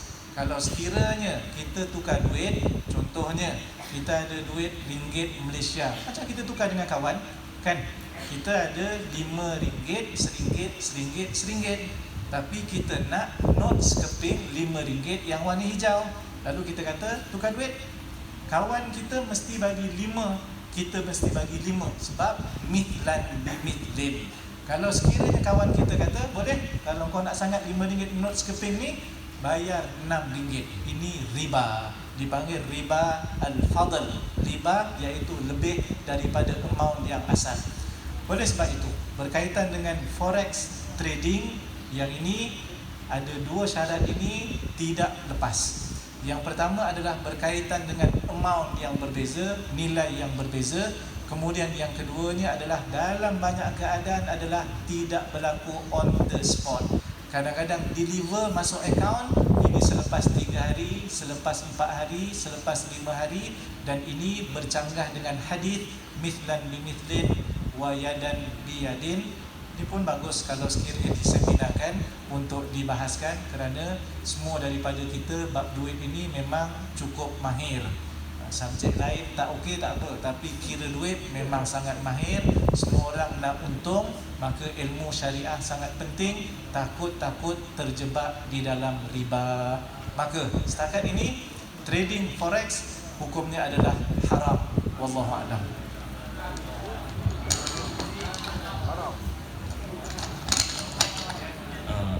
Assalamualaikum Datuk. Saya boleh tanya walaupun yang terakhir ni. Saya tertarik dengan forex tadi, tapi bukan berkenaan forex. Saya nak tanya berkenaan dengan jual beli. Contoh sekarang ni online ya. Online, Shopee, Lazada, apa-apa semua tu lah. Mungkin di sana ada horornya, ataupun saya tak tahu bagaimana. Kerana kalau kita beli baju raya, contoh sekarang, kita tak tahu apa rasanya, baunya dan sebagainya. Adakah dia termasuk dalam perkara yang ada penipuan di situ? Itu yang satu.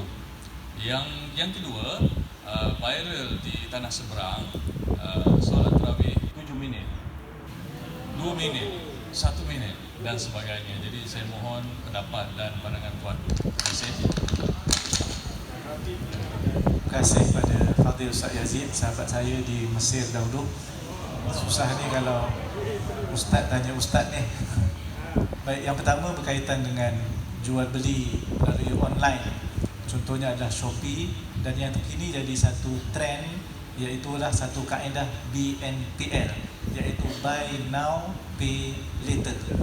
Kita dah bincang di peringkat penasihat syariah Bank Negara, sedang memperhalusi kertas dan juga komentar daripada industri, kerana kalau sekiranya item itu bukan item ribawi, tidak ada isu.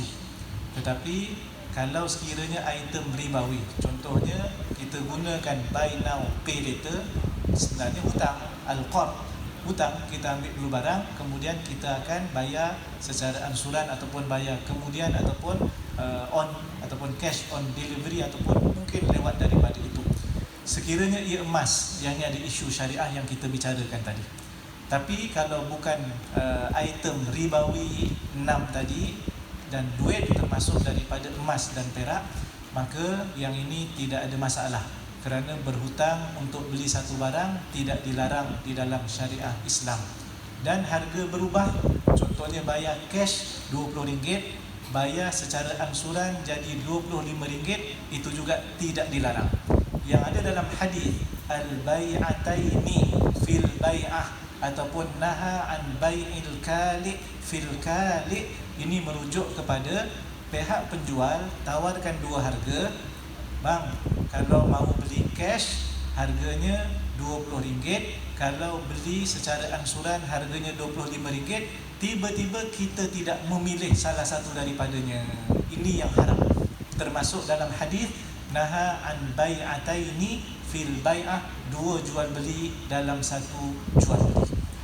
Tapi kalau kita pilih satu dan penjual juga setuju, okey, saya nak bayar ansuran dengan harga 25 tadi, yang ini tidak ada masalah. Jadi kenapa bila harga angsuran dia jadi mahal? Kerana melibatkan masa. Sepatutnya penjual boleh dapat cash RM20, tetapi oleh kerana 6 bulan, maka 6 bulan banyak berlaku, dia sepatutnya bayar bil elektrik, bayar bil sewa kedai dan seumpamanya, terpaksa tanggung pula, tidak dapat bayaran, dia kena guna duit sendiri, maka qimah nilai masa itu dikaitkan dengan harga. Tetapi tidak hutang. Hutang tak boleh dikaitkan dengan masa, tetapi kalau aset dan jual beli dibenarkan. Jadi tidak ada masalah untuk kita maknanya berhutang. Ditambah pula Ustaz, kita pula bayarnya pun hutang. Kalau pakai debit card, cash, memang duit kita. Sekarang kita guna kad kredit ataupun bank Islam panggil dia sebagai kad bank Islam yang ada Mastercard ataupun Visa. Itu sebenarnya siapa yang bayar tu? Adakah duit kita? Tak. Duit kita bayar nanti bulan depan ataupun bila bil datang. Maknanya kita berhutang dengan kad provider. Sama ada bank Islam yang dah deal dengan Mastercard.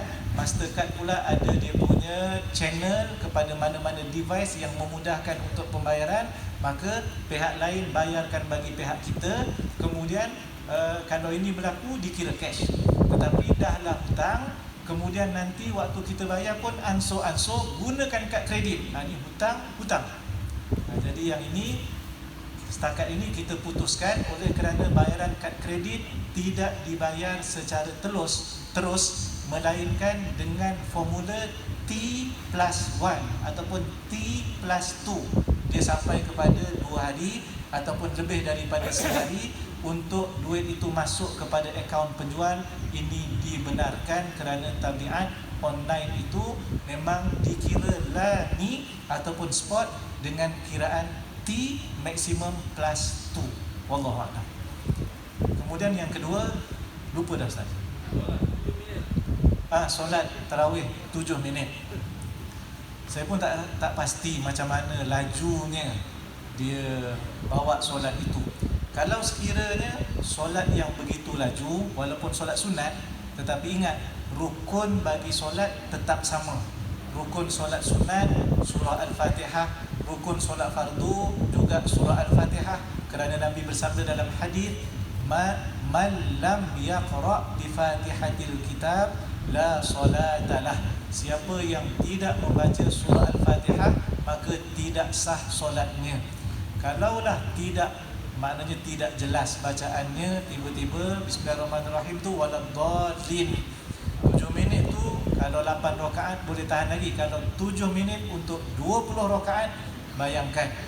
Nabi SAW pernah tegur seorang lelaki yang solat. Nabi perhati, Nabi tengok. Selepas daripada solat, Nabi pun kata kepadanya, innaka lam tusalli fasalli.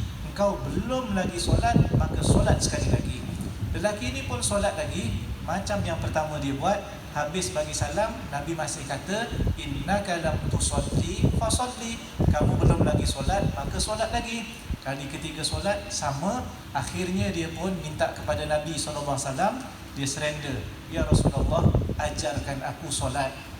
Rupa-rupanya berdasarkan hadis ini dalam kitab fiqh disebut sebagai musi'us solah. Hadis orang yang solatnya buruk. Kerana apa? Kerana tidak ada tamakninah. Tamakninah itu adalah rukun fi'li, ruku' dan tamakninah, i'tidal,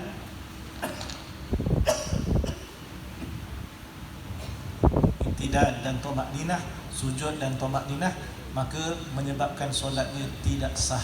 Jadi kita boleh tengok sendiri dengan ilmu yang kita ada. Kalaulah Fatihahnya tidak lepas, tamakninah tidak ada, maka tidak sah solatnya, sia-sia dan rugilah solat yang kita sangka itu sebagai mentakarubkan diri kepada Allah. Bahkan kita sangka dapat keampunan Allah Ta'ala. Kerana sebahagian para ulama sebut hadis yang mengatakan, man qama Ramadan imanan wahtisaban ghufira lahu ma taqaddama min dhanbi. Siapa yang mendirikan Ramadan dengan maksud solat tarawih dengan penuh keimanan dan pengharapan, maka akan diampunkan dosanya oleh Allah Subhanahu wa Ta'ala. Jadi yang tak berapa elok, yang tidak berapa sempurna, yang tidak berapa afdal, jangan ditiru, jangan diikut. Carilah yang lebih sempurna, carilah yang lebih afdal, insya-Allah. Saya rasa cukup setakat ni lah. InsyaAllah saya datang lagi. Kalau saya tak datang, Timbalan Mufti pun boleh datang. Selepas ni saya dipahamkan ada program bersama dengan tim bahagian Falak Jabatan Mufti Negeri Selangor. Saya pula ada ke tempat lain yang perlu saya pergi. Terima kasih pada pihak sekolah, terima kasih pada pihak pengetua, terima kasih pada semua. Aku qauli hadza astaghfirullahalazim li wa lakum. Assalamualaikum warahmatullahi wabarakatuh. Pihak majlis merangkamkan jutaan terima kasih atas perkongsian yang begitu bermakna dan syarat dengan informatif dan telah disampaikan sebentar tadi. Semoga ianya menjadi iktibar dan pengajaran buat diri kita.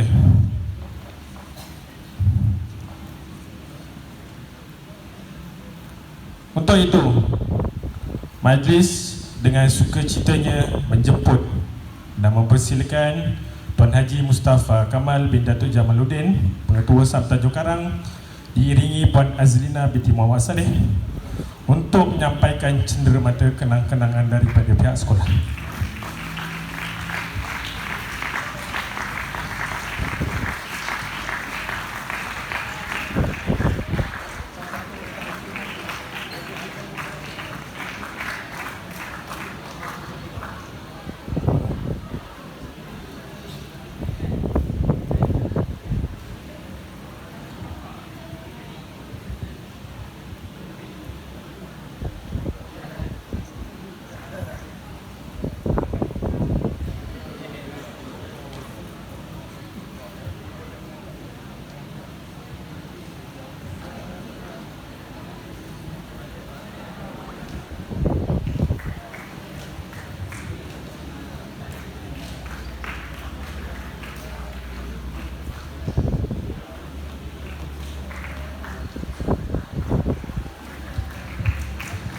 Hadirin yang dihormati, dengan berakhirnya upacara penyampaian cenderamata itu tadi, maka berakhirlah sudah majlis ilmu kita pada hari ini. Saya akhiri majlis ini dengan serangkap pantun. Waktu petang singgah bazar Ramadan, pelbagai aneka juadah dan makanan. Bulan Ramadan, bulan keberkatan. Al-Quran sebaik-baik teman. Wabillahi taufiq wal hidayah. Assalamualaikum warahmatullahi wabarakatuh. Jazakumullahu khairan.